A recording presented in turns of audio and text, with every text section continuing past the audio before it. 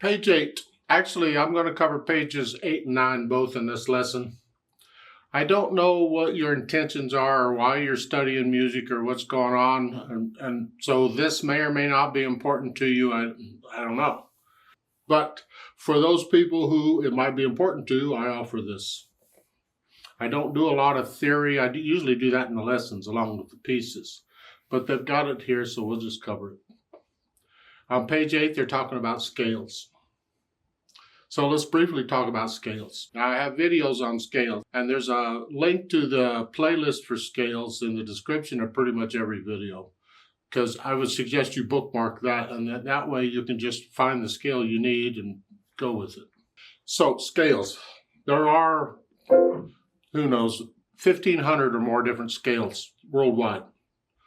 In our harmonic system, we only use a fraction of those, and for what we're going to do, we're only going to use a few. Just a few. We don't need to get into it deeply. But basically speaking, for our harmonic system we use in this country, a scale is a set pattern of whole steps and half steps. Well, that's wonderful. What's a whole step and half step? Look on a piano, as arranged very neatly for us. We use C major as our example, because C major uses just the white keys, none of the blacks. And it's easy to see the pattern that way. We're just using these. From C to B. If I go to C again, I'm just starting over. So it's 7 of them. A half step is the closest distance between any two notes we can have, which means on a piano, it's 2 white keys with no black key in between. There's nothing in between, it's just these. So it's like, this is a half step. Half step, half step, half step, half step. You get the idea. Can't get any smaller than a half step. We use half steps a lot in talking about other things and understanding other things. A whole step is simply 2 halves, so there's 1 note in between. So here, there's 1 note in between, so that is a whole step. It's 2 half steps. A half step and a half step make a whole step. That's as complicated as this gets right there. So when you look at the pattern here, you can see whole step, half step, whole step, whole step, whole step. And then to finish it off, half step. We'll just go C to C, letter to letter. So whole, half, whole, half. Whole, half, whole, half. Whole, half, whole, half. Yeah.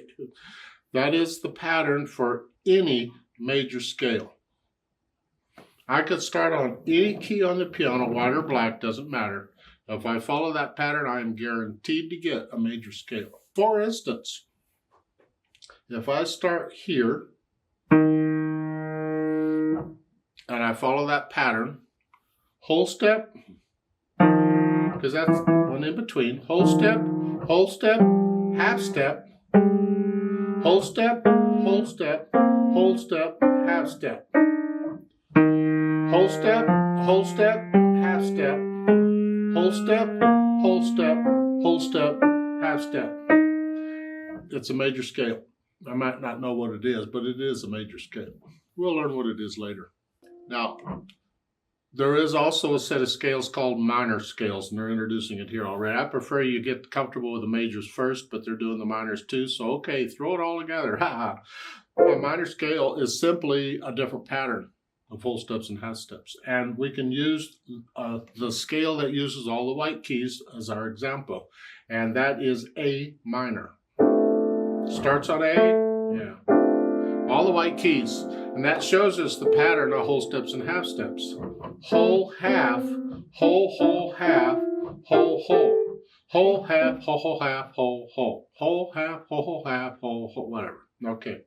That is the pattern for any minor scale. Now, there's different flavors of minor scales, and I won't get into that too much right now. Just know that the one, according to the key signature, is called the natural minor. It's naturally, it's just there. In music, most of the time, and the one I cover in my scale videos for minors, is the harmonic minor, and that is where we take the 7th step, or the 7th note in it, 1, 2, 3, 4, 5, 6, 7. I remember it because it's 1 less than 8. An 8 is a letter to letter. If I go 1 less, It's easier for me than counting up to 7. And we take that note up a half step. Instead of that, we play that. So we get that. Sounds cool when played one at a time. Sounds like a mess when you do them all together. That is the harmonic minor, and that's generally the one we use. Don't have to. In music, you're liable to see whatever. I found if I can play the harmonic minors, though, I can adjust to the other minors as I need to, no problem. Now, so that's scales, major, minor. Then they have them there. They want you to name them and fill in the missing notes. Well, I can already tell you the first note is the name of the scale. They're going to start on the scale name here. So that first note in bass clef is a G. It's going to be a G major scale or a G minor scale, which I don't know. We're going to go with major and pretend it's G major. But you don't know what black keys are involved in G major. If you're not familiar with it, if you just learn the scale, it's easier. That's why I tell you at the beginning of each pieces, go do that scale, blah, blah, blah. Just learn the scale. Doesn't take a lot of time, just a little bit each day. But if you follow that pattern of whole steps and half steps, we can figure out the black keys. So we'll start on a G, any G, it doesn't matter. And then whole, whole, half, whole, whole, whole, half. Go whole, whole, half, whole, whole, whole, half. So there was only one black key, and that's the F sharp. So that's it. So that's going to be the first scale. When you get to the F, put a little sharp sign in front of it to indicate it's an F sharp. The arpeggio, start on that note, and it's every other note in the scale. So you get 3 of them, just 3, that's all we need. And then they have that one on top, so it's really this, and then you're duplicating this number on top. So that would be the arpeggio.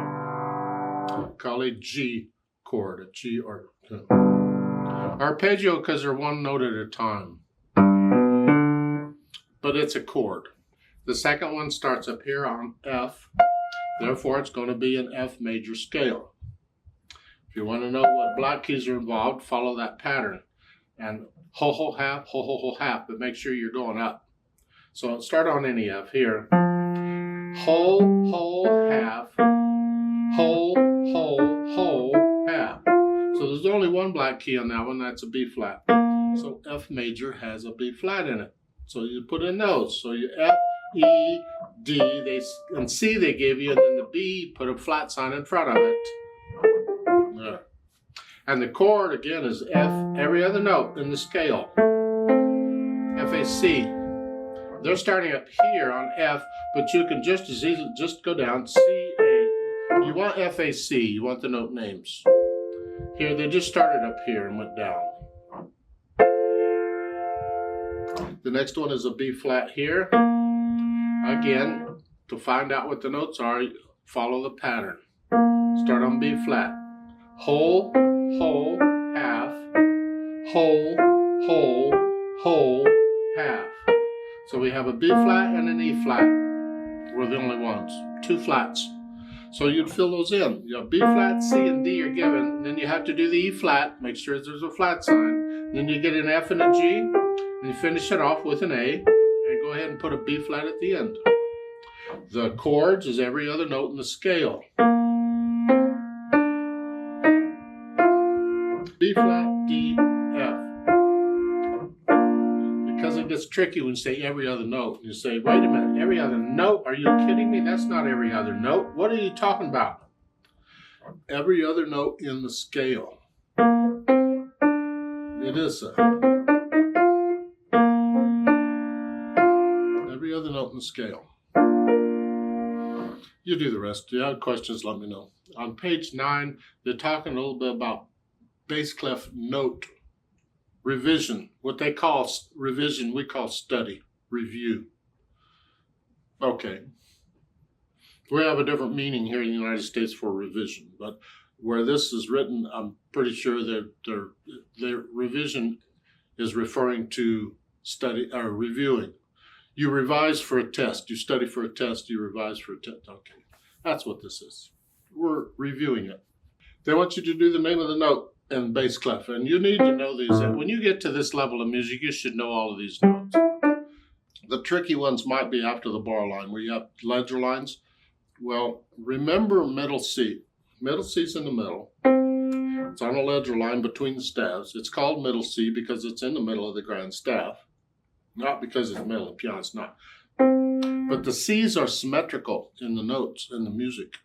Because if you go up or down, those C's are in spaces symmetrical to the grand staff. And if you go to the next C, those C's are symmetrical because this C is 2 ledger lines above the treble clef, and this C is 2 ledger lines below the bass clef.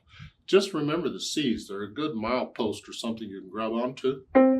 And so you see there, that's just right under the second one, so that's a B. And the next one is the 3rd ledger line down, it's an A. And in my opinion, you should memorize all the notes in the music up to 3 ledger lines, above or below either staff. Because you'll get the notes, and it's just easier if you know them. I don't go beyond 3, because once they get into 4 or 5 ledger lines like that, I can't glance at it and know how many there are. I get confused. But I can see 3 okay. So if I have to count the ledger lines and figure it out, I'm not going to bother to memorize the notes, because what's the point? I can count it out. I can go to 3 ledger lines below, it's an A, and then if there's more ledger lines, I can just go down, because remember, it's every other note, so whatever. And the spaces work the same way as the other notes. Now, in the second part of that, they named the bass note clef. Like the first one is a G, you should know that note. And then write the same note at the same pitch in the treble clef. So how do you write this note in treble clef? Ledger lines. Remember, middle C is 1 ledger line. A would be 2. So that would be right under the 2nd ledger line. So it's right under 2 ledger lines below the staff. So you can go through and do those. Then for the activity, they want you to practice the bass clef sight reading and the different rhythms. And just do the rhythms 4/4 time. 1 and 2. They want to hear. I sort of treat this the same way as I treat the other music, but you can treat this where you're doing the steps to a piece, do them all at once. So you got the notes, the rhythm, the articulation, there's no dynamics. So it's here.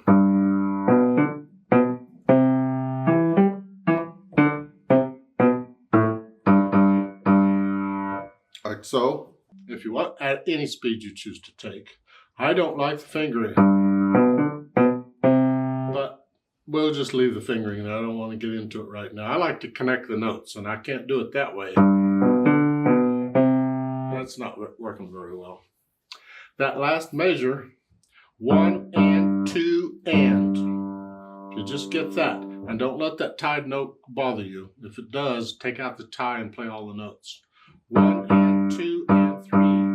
So what that is, and then put the tie in. 1 and 2 and 3. The second one is the down. And the 4th finger on the A, we do that because we run out of fingers if we don't. Yeah.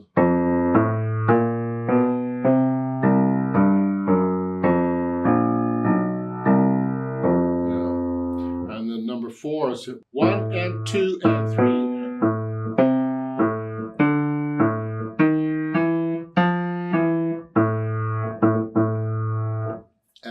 I don't care for that fingering, but we'll use it, that's okay. And the last one is 3/4 time. We use 3rd finger because we got the G or the B coming up, and so we're spreading out a little bit.